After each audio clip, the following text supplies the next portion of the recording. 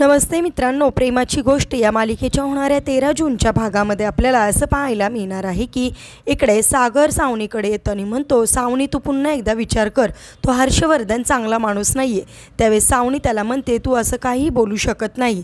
त्याच वेळेस नेमकी तिथे मुक्ता येते आणि मुक्ता म्हणते, हे बघ सावनी, तुला जर विश्वास बसत नसेल तर तुम्ही आत्तासुद्धा हर्षवर्धनच्या घरी जाऊन चेक करू शकता की तो कसा व्यक्ती आहे.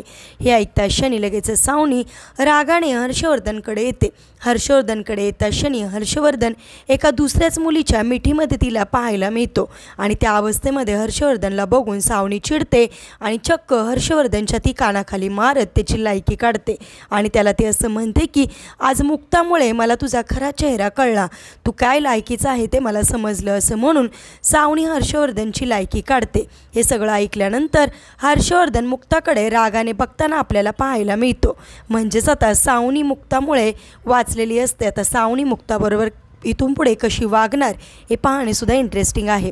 असेच मालिकेच्या पुढील अपडेट्ससाठी तुम्ही आपल्या रंजक मराठी चॅनलला नक्की सबस्क्राईब करा. थँक्यू.